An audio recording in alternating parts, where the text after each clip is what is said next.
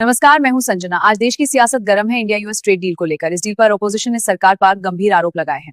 राहुल गांधी का कहना है कि अगर बांग्लादेश को 0% टैक्स मिले और इंडिया को 18% टैक्स दिया जाए तो कंपटीशन बिल्कुल असमान हो जाएगा।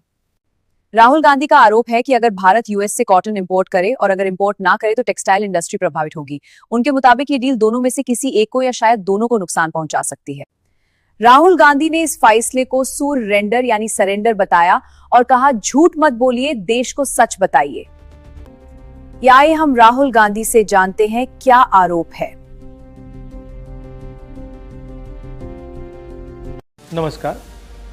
हिंदुस्तान का टेक्सटाइल सेक्टर 5 करोड़ परिवारों को रोजगार देता है। नरेंद्र मोदी जी की जो यूएस डील है वो हिंदुस्तान के टेक्सटाइल सेक्टर को खत्म कर देगा, नष्ट कर देगा। ये बात नरेंद्र मोदी जानते हैं और पूरा हिंदुस्तान जानता है। मैंने पार्लियामेंट हाउस में समझाया कि बांग्लादेश को फ्री पास 0% टैक्स और हिंदुस्तान को 18% टैक्स। इसका नतीजा होगा कि बांग्लादेश की टेक्सटाइल इंडस्ट्री हिंदुस्तान की टेक्सटाइल इंडस्ट्री को खत्म कर देगी। Now what have you done?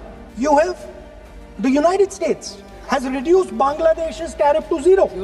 And our tariff is 18%. What do you expect our textile people to do? Their competitor is Bangladesh.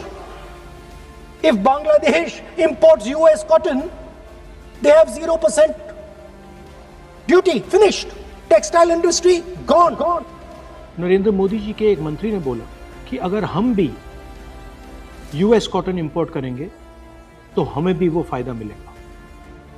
मगर सच्चाई है कि हमारा कॉटन बांग्लादेश जाता है, हमारा कॉटन हिंदुस्तान की टेक्सटाइल मिलों को चलाता है। तो अगर हमने बांग्लादेश का रास्ता चुना तो हमारे पूरे के पूरे कपास के किसान और कॉटन की इंडस्ट्री खत्म हो जाएगी, और अगर हमने नहीं चुना तो हमारी टेक्सटाइल की इंडस्ट्री खत्म हो जाएगी। ये सच्चाई है।